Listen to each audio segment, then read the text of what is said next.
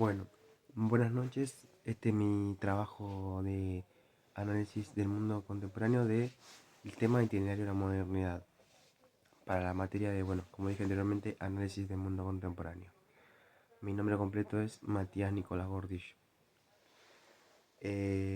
Bueno, yo primero que nada voy a hablar de un debate que todavía sigue en pie después de tanto, que es la ciencia versus la religión, donde la ciencia se mueve más que nada en un ámbito de estudio de aquella parte de lo real que puede ser verificable, y mientras tanto la religión se mueve en un ámbito de sentido de nuestras vidas, eh, que es una experiencia en parte, lo comunicable también, y estos factores en ámbito de independiente puede interpelarse, dialogarse y para algunos científicos integrarse.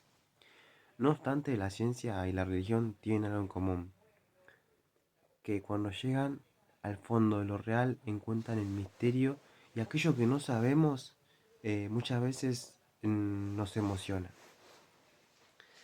Pero bueno, si lo relacionamos con la modernidad, es que esta lo caracteriza porque primero pasa del paradigma de lo religioso, donde todo está justificado por la palabra de Dios y que Dios creó la Biblia en la época de Carlos, siglo XVII y XVIII, pasando a un paradigma más racional, más científico, donde se entiende que a través de la ciencia puede llegar a explicar los distintos fenómenos de la naturaleza y lo que acontece a todos los seres humanos en nuestra eh, cotidianidad.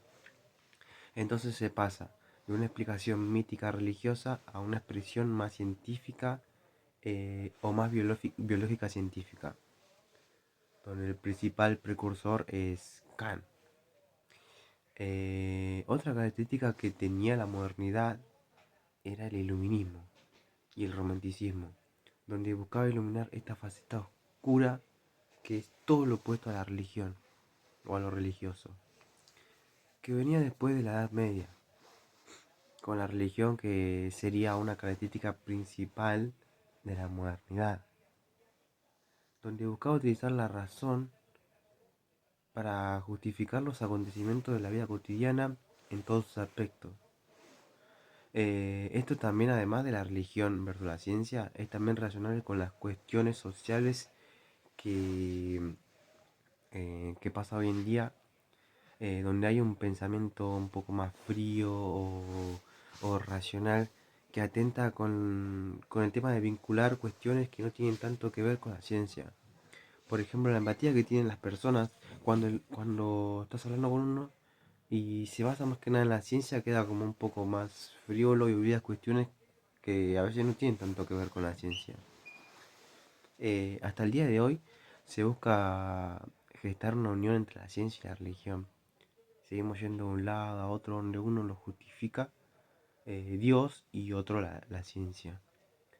Y eso también puede revocar a una racionalización de lo moderno, donde el individuo decide los fines de sus acciones y los medios más racionales para lograrlo.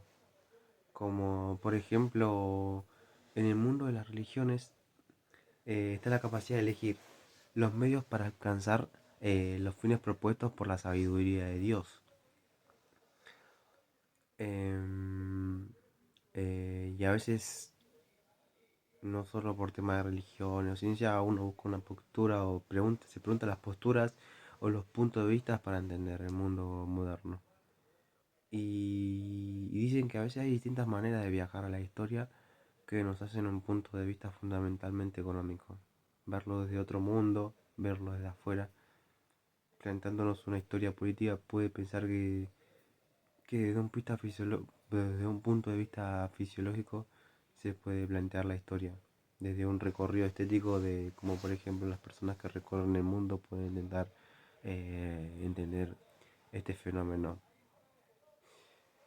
Eh, y bueno, como para terminar, siempre seguimos buscando, no solo por el debate que hago yo, sino por muchos debates que se harán, siempre se busca unir o aunar estas dos.